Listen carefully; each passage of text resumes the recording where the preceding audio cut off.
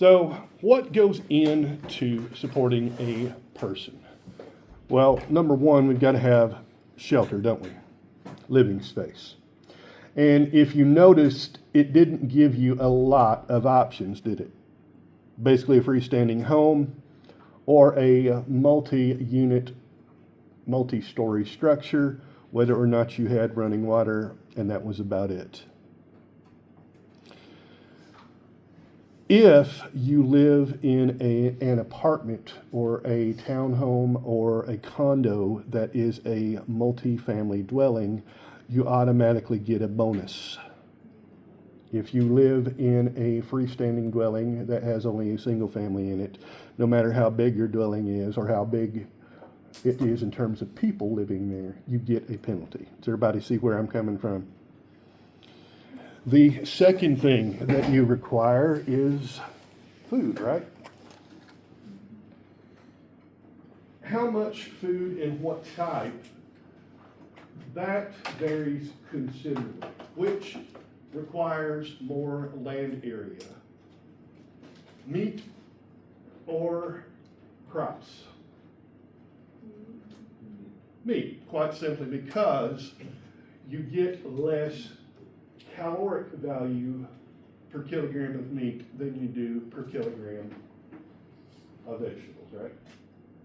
Because you have to feed the cattle a lot of what you yourself could eat. You've heard the phrase corn-fed beef, right? We generate such a surplus of calories that we can not only afford to do that, we can basically afford to waste a lot of it, at least here in America. So all of that cropland and grazing land goes into the footprint as well. What else do we have that we need? Water. Water, bingo.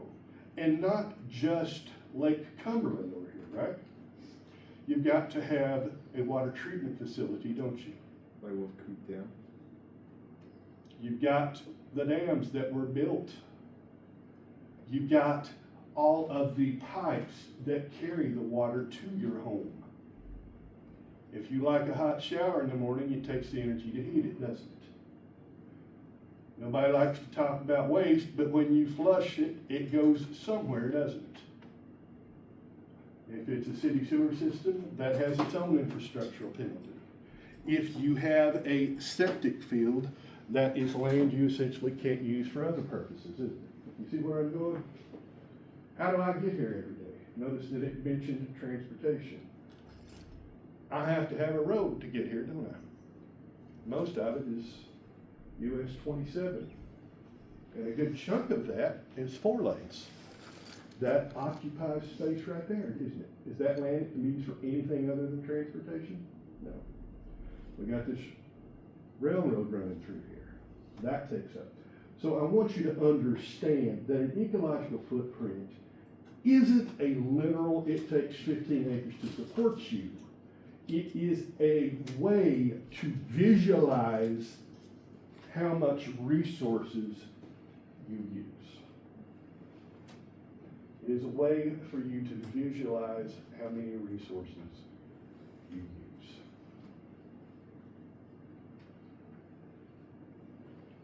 And a lot of people talk about developed nations versus non-developed nations. You may have heard the phrase third world country. Have you ever heard that?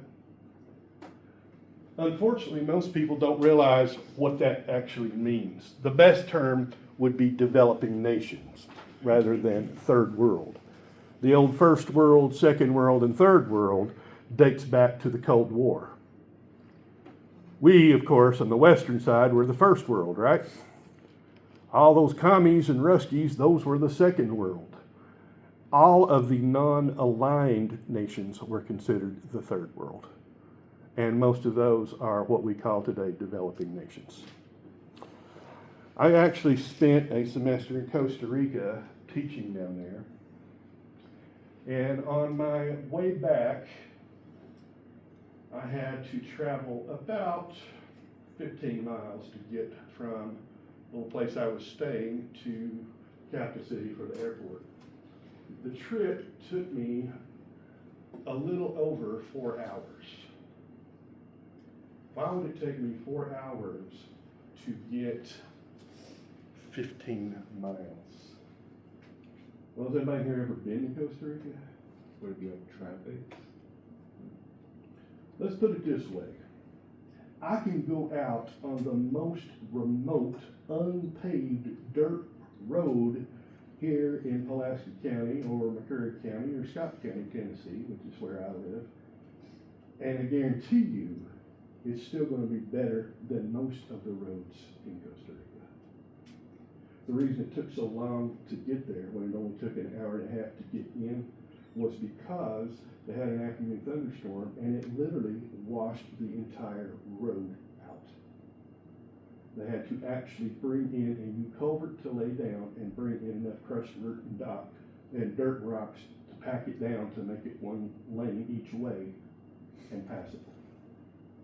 So when we talk about a developed nation, we mean that it has in place a developed infrastructure. Does the USA have a developed infrastructure? Yes. And not just physical structures like bridges, dams, railroads, and so forth. We also have in place an educational structure, an educational infrastructure. I went to graduate school at Vanderbilt. I taught at a college in Nashville where Vanderbilt is located. So I got to see up close and personal what the higher education landscape there looks like. And if you just go with Davidson County, which is the county where the city of Nashville itself is located, universities there, Vanderbilt, it's a Research One University, Tennessee State University, Belmont University, Lipscomb University, Free Will Baptist Bible College, Gallatin State Community College, Volunteer State Community College, Nashville Technical College. You see where I'm going with this? We're just talking right there in Nashville itself. And I listed, what, 8 or 9 right off the top of my head, higher educational opportunities. Even here, if you look at just southeastern Kentucky, what have we got? Eastern Kentucky was within driving distance, right? Berea College is within driving distance. University of the Cumberlands is within driving distance. How many different campuses have we got for Somerset Community College? You can get a 4-year degree here on campus, can't you? University of Kentucky is not too far up the road, is it? I think Union University is close by. Am I mistaken there? Is that right? In Tennessee, not too far south of that, you've got Lincoln Memorial University. We're back up to 8 within probably an hour, hour and a half drive of Somerset. Bottom line, if you want higher education here in the state of Kentucky, you have access to it. I'm not saying it's easy. I'm not saying you won't have to do a little bit of work on your part. But the bottom line, you have a full, complete, comprehensive infrastructure here in place. I had access to an advanced model that allowed you to pick the country. It didn't just automatically default from where you were taking it from. And I used to use that for my ecology class to make them realize how the model can be very biased. We would calculate our ecological footprint using the US of A, and it would come out to something like what you saw. To support everybody on the planet in your lifestyle, what was yours again? 4.6 maybe, 4.3. 4.3 Earths. Well, we literally don't have an additional 3.3 planets to accommodate you, do we? But does everybody on the planet live your lifestyle? I think I had the biggest one. I had 6.5 Earths. Did anybody have a bigger one than that? That's because I drive so far, so many times a week. You do say you drive an hour away, though. Each way, one way. Remember when it asked you how many miles you drive? Mm-hmm. If I come to the main campus, that's 100 a day. I split the difference and went with 400 because I don't come to the main campus every day. But you see where I'm going with this? Well, anyway, what I would have them do is calculate it for the US of A, and then I had them write down every answer that they used, and I made them calculate the exact same thing for the country of Bangladesh. Bangladesh has one of the lowest human livability indexes on the planet.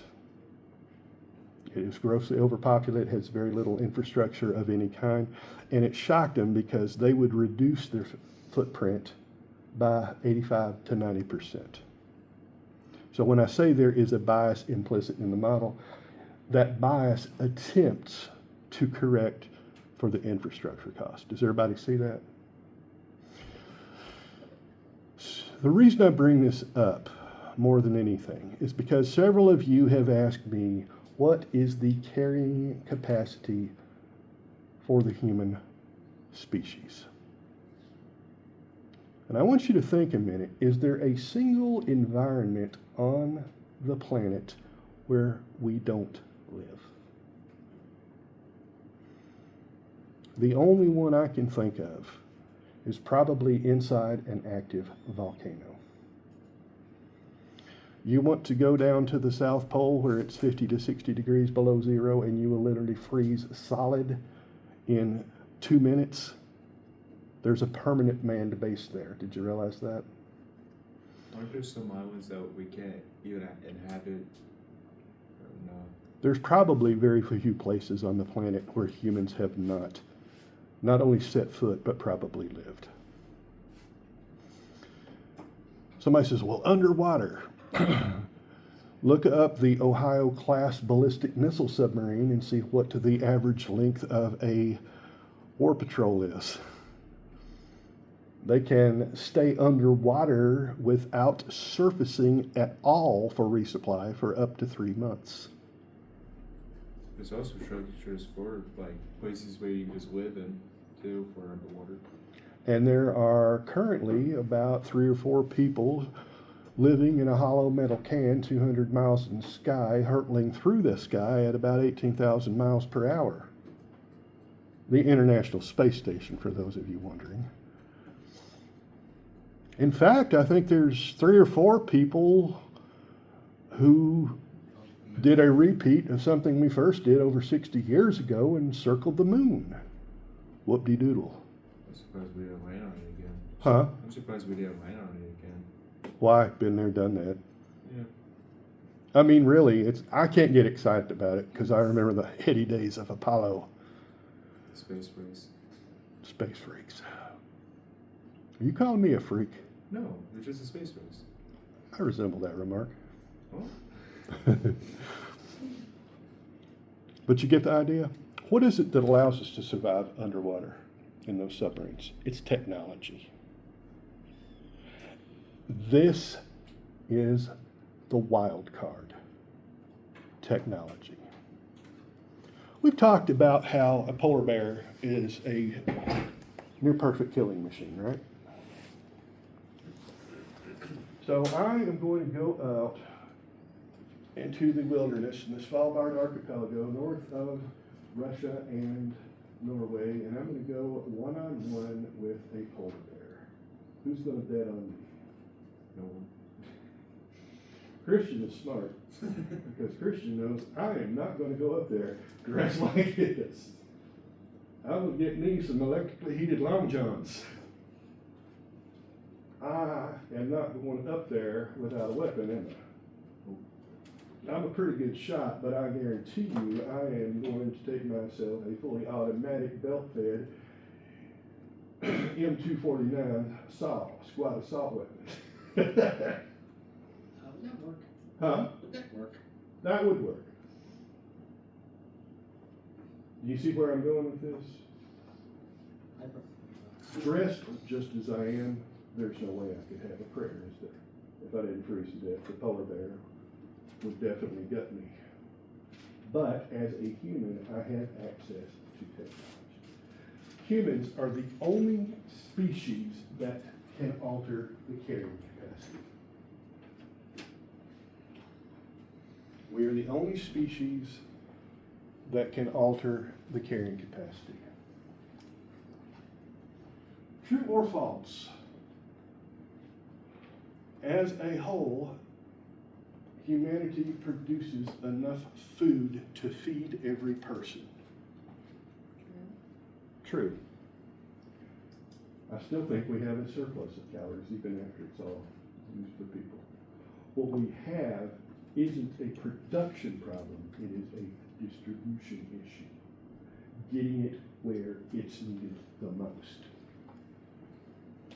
I guarantee you it costs a heck of a lot more to feed one of those astronauts in that hollow metal can hurtling around the Earth at 18,000 miles an hour than it does for me to bring you down to my house and pick you a bowl of mac and cheese. See what I'm saying? I'd say all of us have probably eaten ramen at some point in our life. Don't start, it's a bad thing. But I'd be willing to bet most of you would prefer if I invited you down for a nice real steak dinner rather than ramen or a mac and cheese. Your choice. You can pick it, man. Might even give you something other than water to drink. See where I'm going with this? How far can we alter our environment? Right now, we don't know. That is the problem with me coming out and saying we can support 12 billion people on the planet, or we can support 2 billion people on the planet, or 50 billion, or whatever number I pick. Because we simply don't know when the technological edge will run out. Is scientists like coming up with ideas just in case this ever were to happen? And what kind of ideas could they come up with? Oh, absolutely. If I could go back in time 30 years and show people this, they would be astounded. Y'all ever seen the monitors from back then? Huge. Big boxy thing that sticks out with a cathode rotate. We're not even talking about the resolution. Those were big, weren't they? Which do you think used more energy? That or this? Those old ones. Which do you think had a better storage capacity? Those old ones or this? I hold in my hand more storage capacity than probably every computer I have had access to in my entire life. Notice I didn't say own, I said access to. When I first started teaching, when I got my PhD in 2003, if I had a computer that could do this, it would have cost me probably $15 grand. You see how fast we are developing things? AI, the potential there is incredible, isn't it? It's also very worrisome. Anytime I ask it a question about biology, I'd say 50% of the time it contains an error. And also, if we did that for like human decisions, it'd be probably the worst decision because Garbage in, garbage out. That's what we always used to say about programming then. It's still true to this day. My point is, we don't know. If we could get fusion technology, for example, you've heard cold fusion.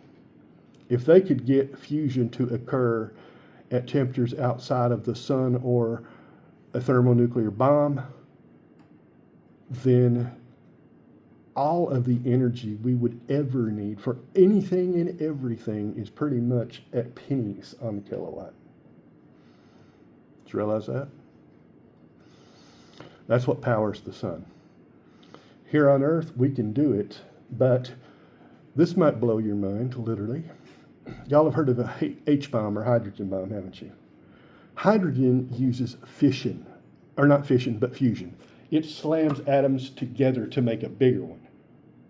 An atomic bomb splits an atom to release energy. When you see a hydrogen bomb go off, you're not witnessing one explosion, but two. So that's why it's really dangerous. They actually have to slap a plutonium bomb onto the H bomb as a trigger. The fusion reaction requires so much energy that the only way to get it is to initiate an atomic explosion by splitting a plutonium atom. Did you realize that? How crazy is that? The biggest bomb that was ever designed and set off was one the Soviets dropped in 1963. It was called Tsar Bomba. The Tsar bomb, or the King bomb, or the Emperor bomb.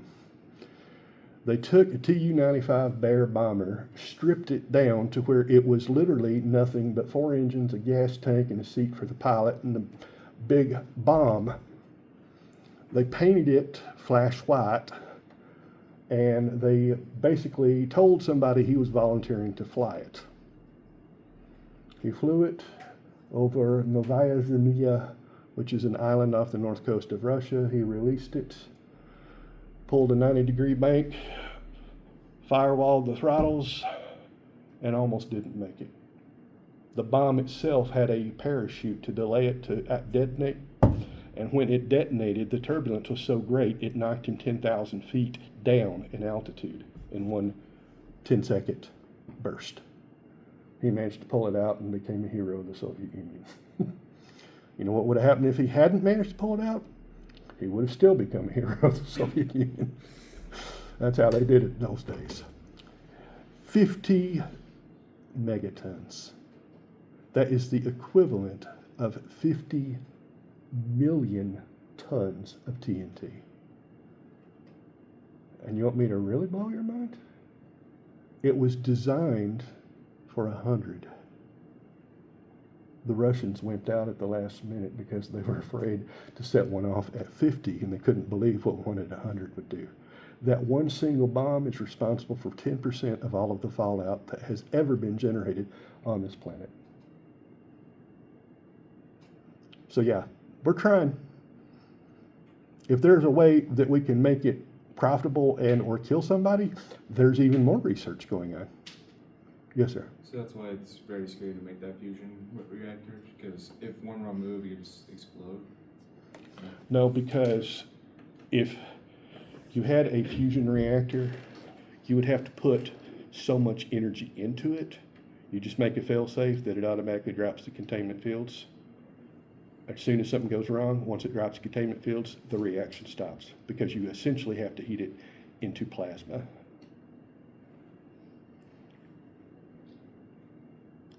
Don't look at me that way. I'm not the one making the bombs.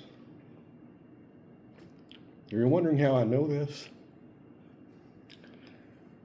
I was bullied a lot as a child, and I had a very misanthropic teenagehood. This was the height of the Cold War, yeah. I wanted to go into weapons research. Taught myself a lot of stuff. Yeah, who's looking at me with respect now? Does everybody see how this works, though? So here is the true answer to the question, what is the carrying capacity of the planet for humans?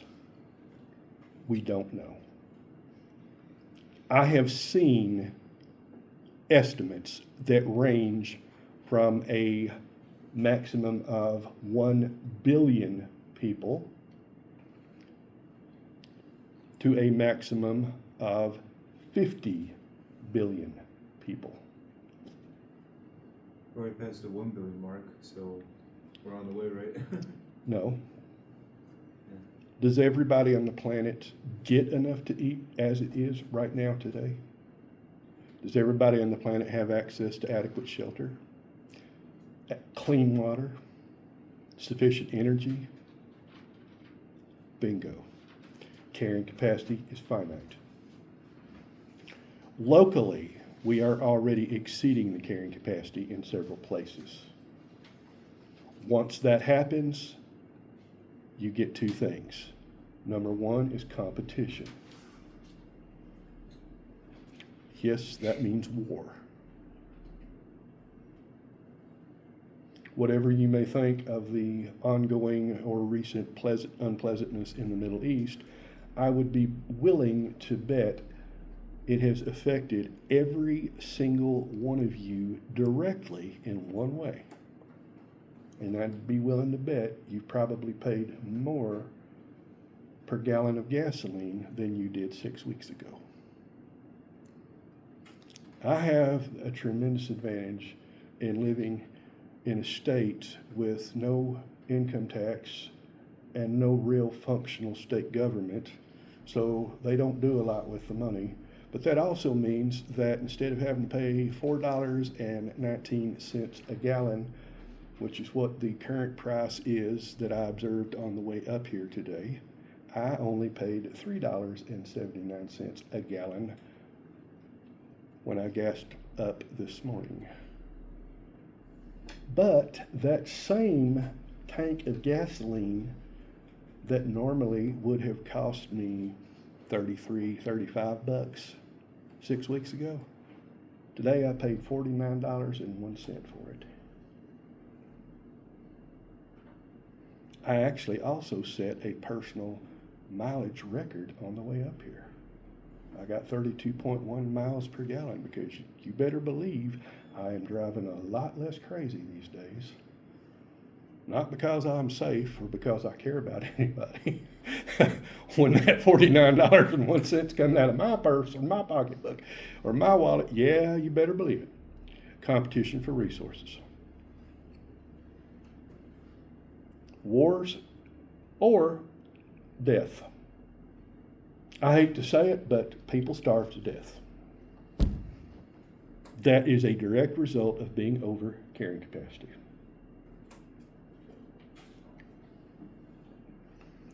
The most realistic estimates I've seen say between 10 and 12 billion. However, given that as of today we are at 8.3 billion and climbing, don't look at me, I'm not the one responsible for this. Most of y'all have never considered this, had you?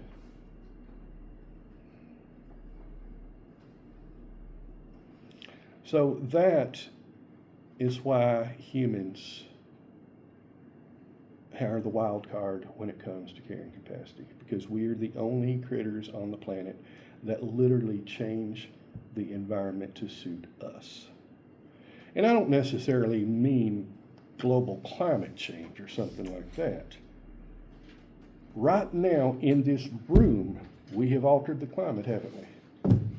I can walk over there and punch a number in on that little keypad and I can make it any temperature in here I want to. Any of you could do it if you think you could take me, right? Ethan's nodding, he knows, yeah, I could take you. Zach couldn't. I don't fight fair. You see where I'm going with it though? Now let's say that you ask me to solve the energy crisis. I'm a genius, I can do that, I have the PhD, right? You know what the very first thing I'd do is? Tell everybody to pass up those keys. How many of you, when you got to campus this morning, did so in a vehicle with more than yourself in it? Even you two drove separate? Today we did. Hey, I don't know, because you may have different schedules, you may live in different places. It's none of my business. It's not because we're out trying to pillage and plunder Mother Earth or something like that, right? It's because we have different needs. Assuming you all are siblings and live in the same home, you may very well simply have different schedules, right? Different jobs. There's no way that me and my 86-year-old mother could share one vehicle. There's no way she can handle an 11 or 12-hour day like I have on Thursdays, right? And she's certainly not going to drive this far, drive back to Oneida, and then back up to pick me up and back down there. 4 hours of driving, that's a little bit much on her. Can I take her to the doctor? Sure. But I have to jigger around my employment schedule. You see where I'm going with this? How many of you have a vehicle that is 3 years older or less? It's a distinct minority, isn't it?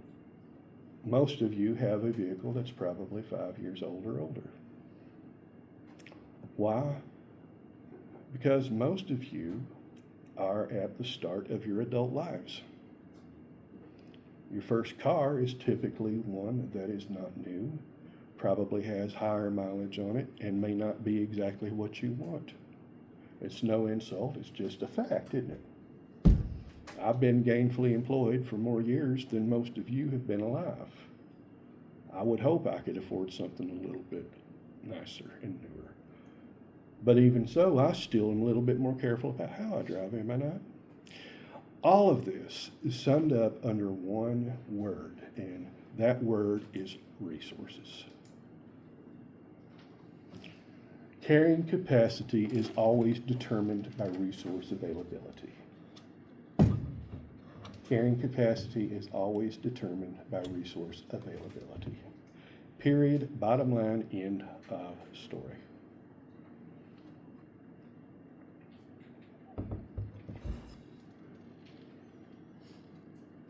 Humans have the ability to bring in resources from outside the immediate habitat. We have the ability to alter the immediate habitat. We have the ability to utilize artificial things like guns, clothing, fire. You see where I'm going with all this, right? But at the end of the day, we are still limited by finite, meaning there is a cap, finite resources.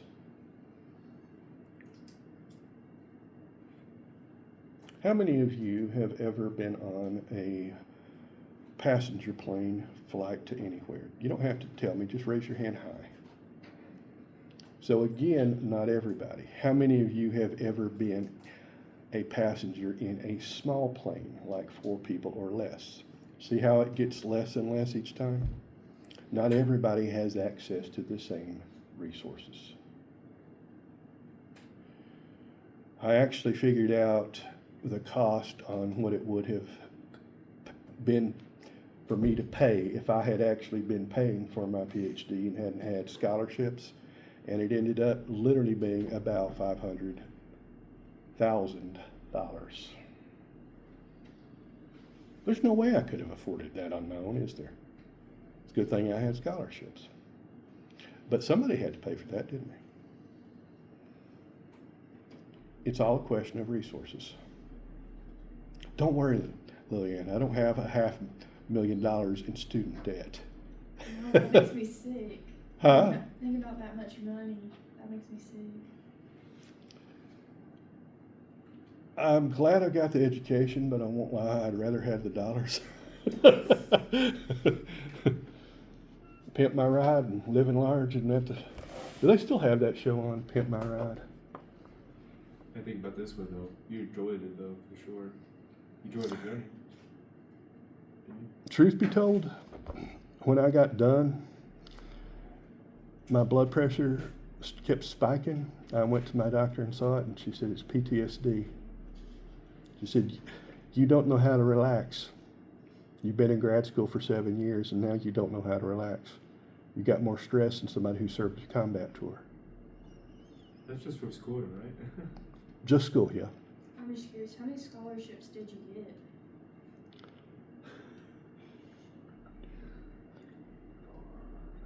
Six total.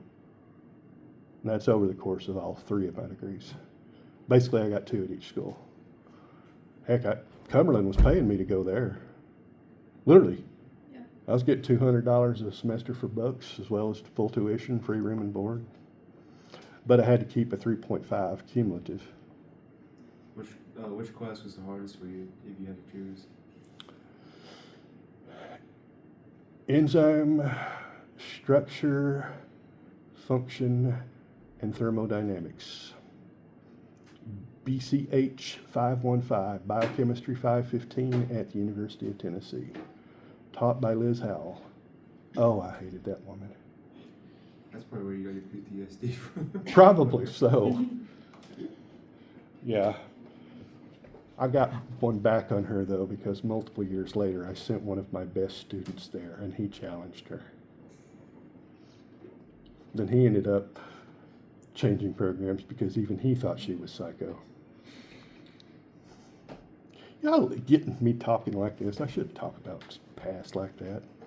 I've had some professors that were not so good. I've had some that were quite good, and everything in between. I've had opportunities. I've also been taught in school buildings that were 80 years old and looked at.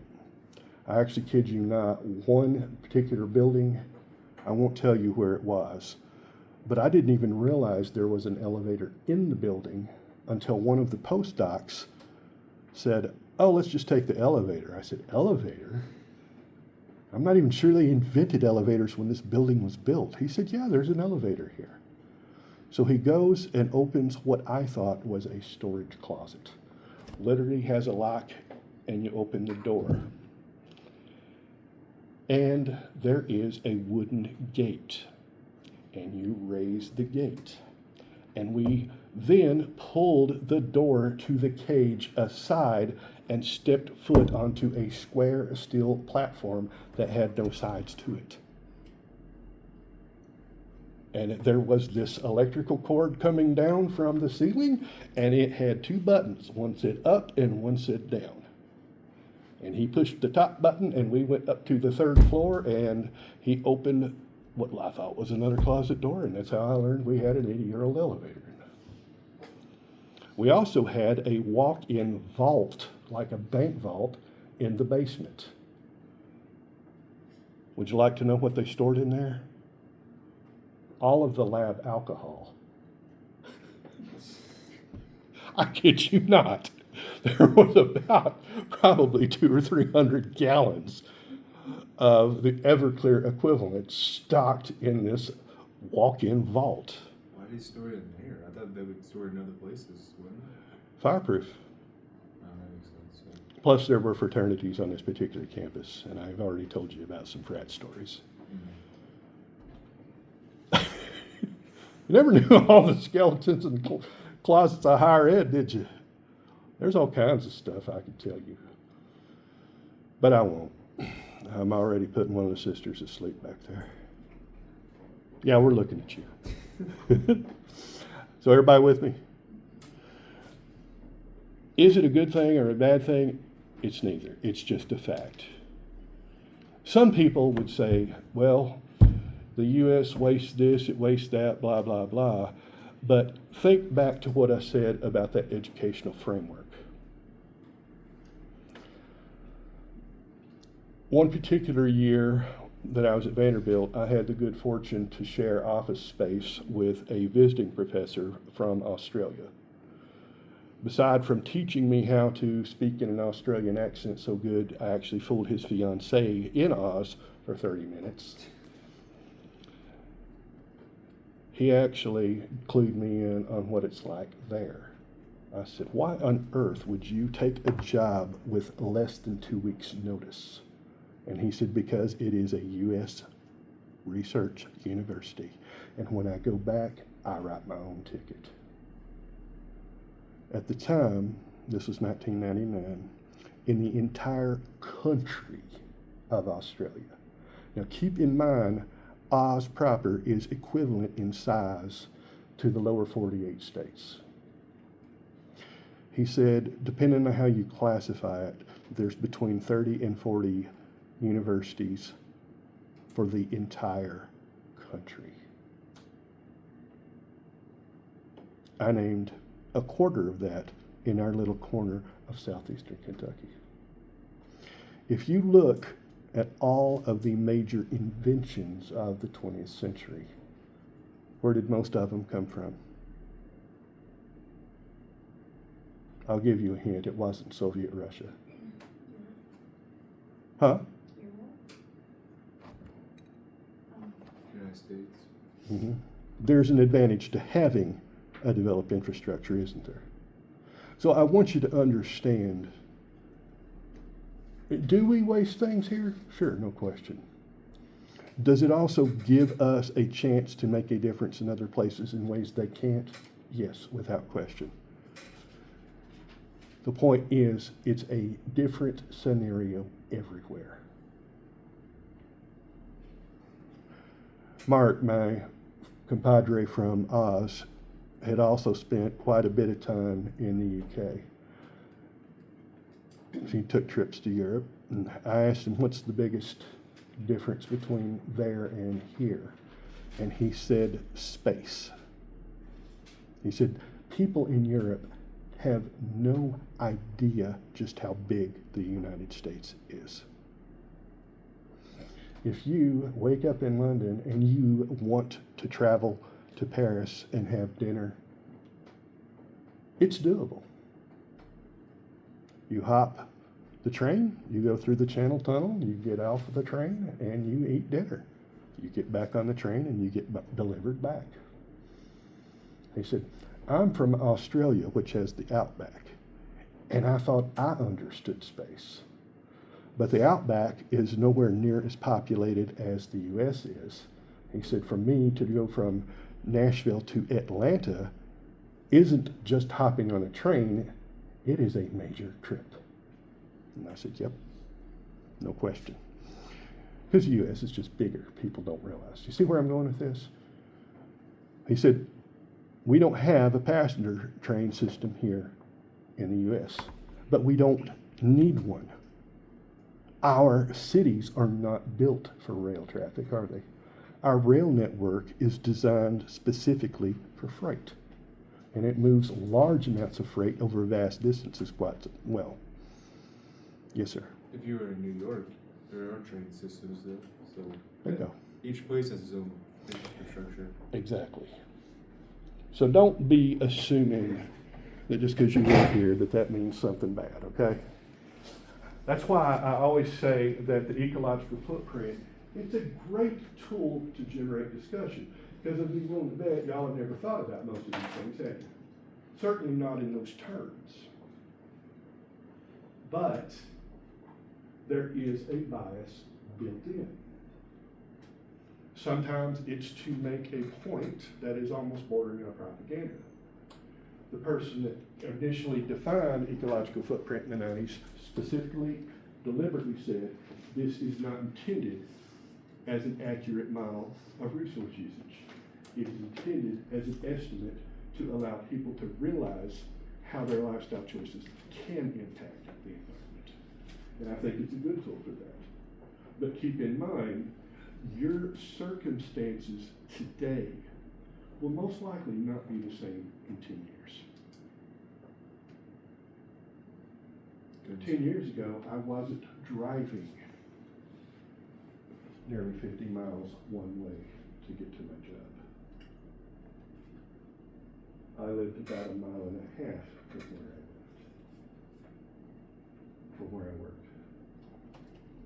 See where I'm going with this? I did live in a smaller apartment then because I didn't want to need a house. I had a sick wife. There was no way we could afford to take care of a yard. Frankly, neither of us had the physical ability nor the energy. I don't have the life now. I don't have the issues that we had then. I have a different set of issues. You see where I'm going with this? So keep in mind, and I want you to put this in your notes, that the ecological footprint is a dynamic quantity. It is changing. For humans, does the carrying capacity change? Yes, it does, all the time. We have more people today than we had 30 years ago. It's just a fact. We have to house them somewhere, don't we? If you look at housing costs, they tend to have done this in the last few years. They're not climbing this way, they're climbing this way, at an exponential growth. I tell people what I used to rent in Nashville 30 years ago, they look at me with shock. Had a 2-bedroom, 2-bath apartment, about 1,200 square feet, and I paid about $600 for it. But that was 30 years ago. Have things changed? Absolutely. There's a lot more people there.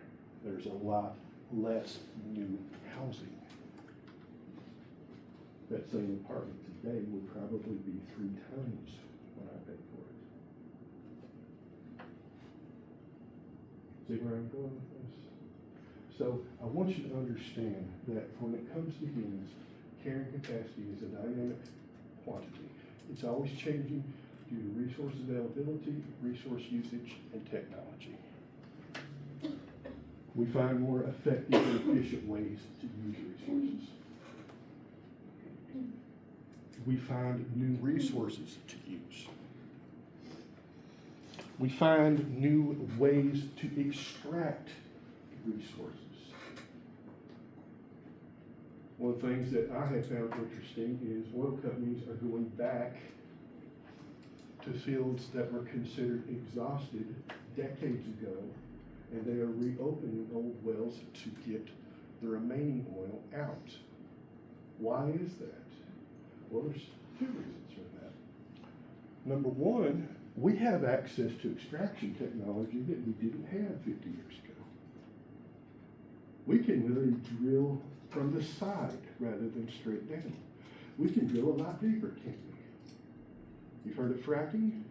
We can pump in water at high pressure, break the rock open, and cause it to rise. The second thing is, do you think oil costs the same amount per barrel today as it did 30 years ago or 50 years ago? Costs a lot more, doesn't it? So let's say it cost you $20 a barrel 30 years ago, but if it costs you $15 a barrel to get that barrel out of the ground, it may not have been worth it. Cost has gone up, right? So now it costs you $30 a barrel to get it out of the ground, but oil is selling over 100. That's a heck of a lot better than a 25% profit, isn't it? Because now we're getting about 300% profit. So we're going to go back and pump that old oil out now because we're going to make money off of it. Yes, sir. Before even that, like before we found oil in our old place, we had wells we hunted just to get oil before all that. And Does then anybody know where the oil boom started? What state? Let's see if anybody gets this. Pennsylvania? Yep. Pennsylvania. Northeastern Ohio and western Pennsylvania were the original oil fields. Started in the late 1860s. Did you realize that? It's not all, it wasn't always Texas. If you go back and you look at pictures of Southern California from, say, the early 1900s, places like Malibu and all those rich, snotty places nowadays, they're almost entirely covered in oil wells. Did you know Hollywood High School used to have working oil wells on its grounds? True. They'll shut them down about 10 years ago. Okay, so are there any remaining, lasting, or other questions about humans and carrying capacity? I talk about something so controversial and no one has a problem with it. That's okay, I can move on. All right, next thing we're going to talk about. Ecology.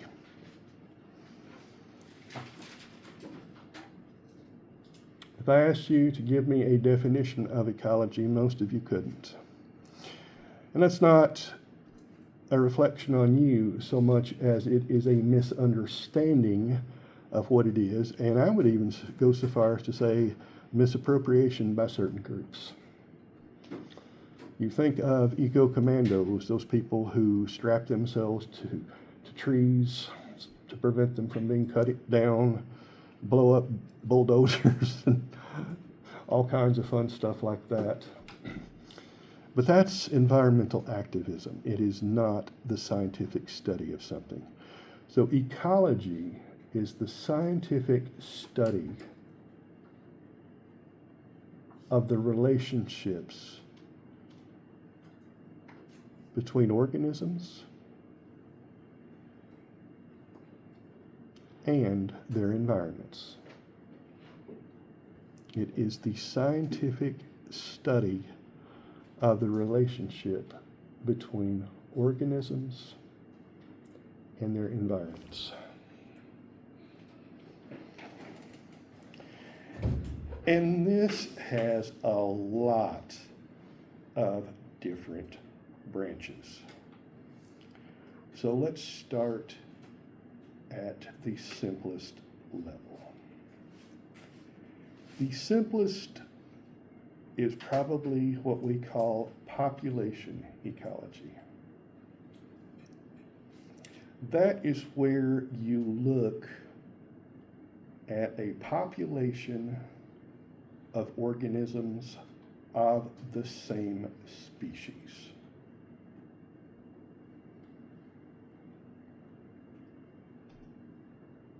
So let's say we wanted to study bighorn sheep in the Colorado Rockies. That's a population, that's a single species, right? What we would do is we would look at physical factors. Where do we find these bighorn sheep? Do we find them at the peak of the mountain, on the side of the mountain, or in the valleys, or all three? Do we find them eating in the valleys and then migrating to the top? Where do they sleep? You see where I'm going with this? Do they migrate according to the change of the seasons? What do they eat? What exact species are they eating? Is it this species of grass or this species of grass? Or is it both of them? Those are physical features. We call that physical population ecology. Because we're looking at literal physical features. Where do they get a drink? Can we look at the relationships of the sheep to each other? Sure. Are they solitary or do they form herds? When you have a herd, does it have one male protecting a bunch of females? Or do you have multiple males? If you have multiple males, do you have a hierarchy? You've heard the phrase pecking order, haven't you? Case of chickens and jungle fowl, that's literal. Did you realize that? They literally will peck at each other to establish a social dominance order. That is considered to be biological population ecology because we are looking at the biological features. A better way to consider that would be, how do relationships within the species occur? What type of factors do we consider? How do they determine who mates? Is it female mate choice? Is it male-male competition? Is it random? Notice this all involves organisms and how they relate with each other, right? Do they protect each other? Do they protect the herd? Do they sacrifice one to save the rest? You got a question? Okay. But we're still looking at the same population, and it's just one species. Now, we're going to move up a notch. We are going to talk about community ecology. This can also be split into physical and biological. What happens when you add other species into the mix? Let's put some wolves in here as predators. That's going to change the dynamics, isn't it? Let's put some buffalo in there to compete for the grass that they eat. That's going to change the dynamics, isn't it? Are the wolves going to go after the buffalo, the sheep, or both? Is it going to be equal, or do they prefer one or the other? That's a biological factor, isn't it? What happens when the population of one of the prey species increases? What happens to the population of wolves? Does it increase? Yes, it does. You end up with a series of what they call boom crash. Population boom, then trailing that, the predators will boom. The predators eat all of the available prey, it will crash, then the predators crash. Since there are fewer predators and more opportunities, the prey will boom back. The predators will boom back. It literally is boom, crash, boom, crash, boom, crash. That is a normal feature. But we're still looking at the same small geographic area, aren't we? We can kick it up in scale. We're going to talk about biome ecology. We're not just going to talk about the forests in Pulaski County. We are going to talk about the mixed deciduous temperate eastern hardwood forest on the North American continent. This stretches from North Georgia all the way up into Canada, doesn't it? We have the same species, believe it or not, across that range. You may have some varying habitat, but you see how we have expanded the scale of it now? We are looking at parts of continents. We call those biomes, B-I-O-M-E. A biome is a large physical area with similar physical characteristics.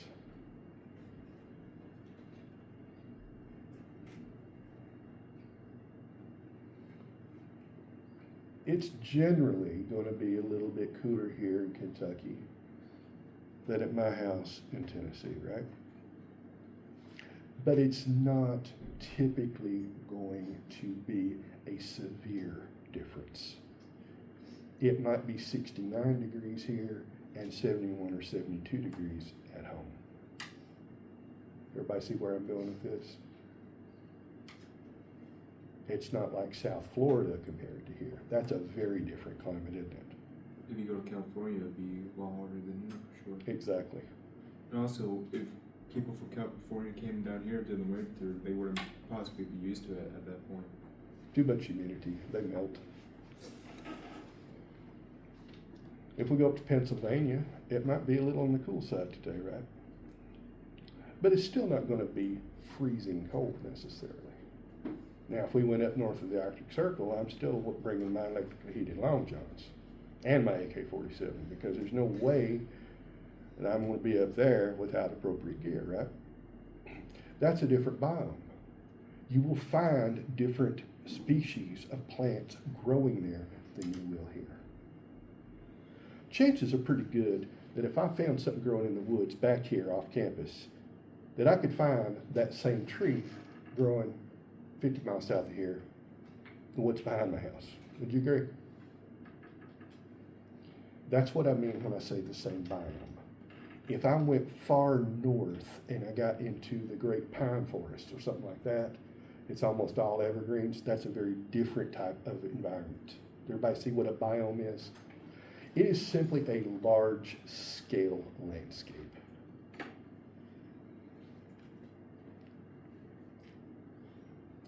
Could we go bigger than that? Sure. We can look at continents, continental ecology. Just here on North America, let's look at some of the biomes we've got. We've got the eastern hardwood forest, right? Florida, including especially South Florida, is subtropical to tropical, isn't it? Palm trees. You can be down there wearing shorts in the middle of January. When it gets to be August, you don't want to be anywhere near there. What about the Southwest, Arizona? Is that a different environment than here in southern Kentucky? You better believe it. It's a desert, isn't it? We have the mountains here, don't we? Do you think the mountains here compare to the mountains in Colorado?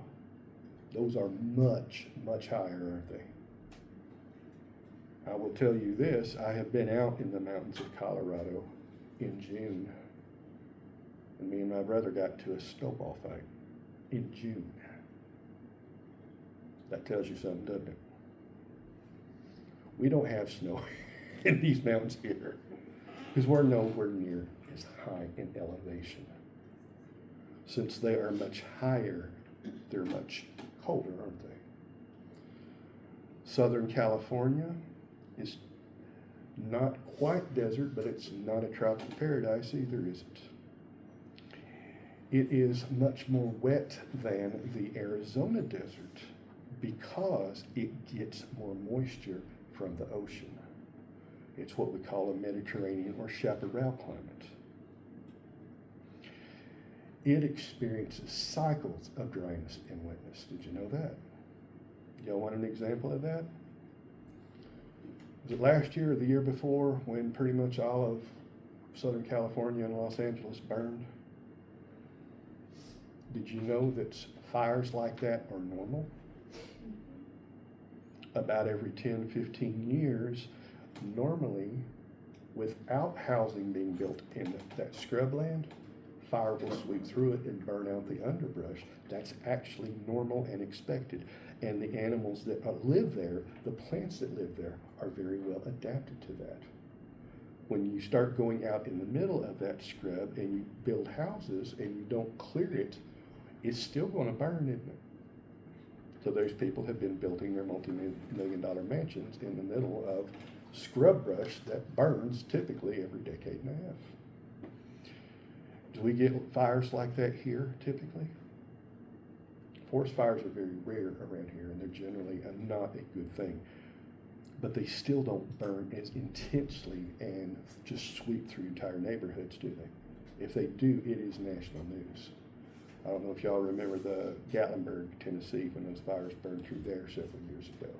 But that literally is something that was a once-in-a-lifetime event for not just me, but also my parents.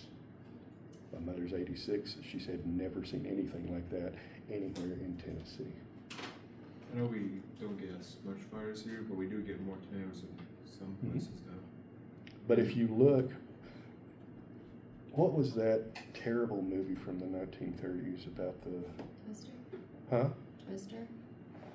Twister? No, from the 1930s. Wizard of Oz. Yeah, that one. Wizard of Oz.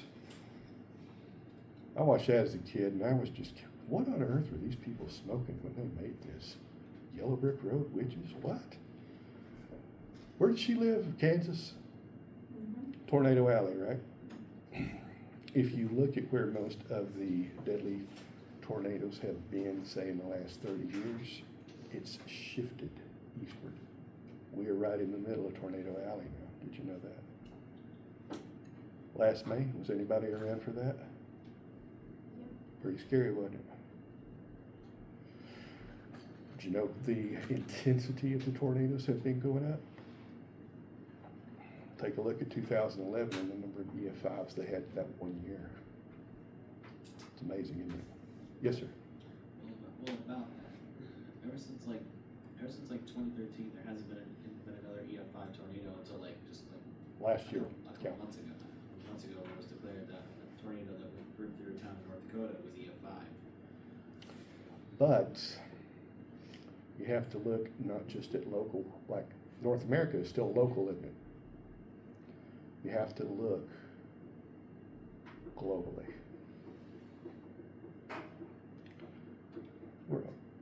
This might be a good time to stop.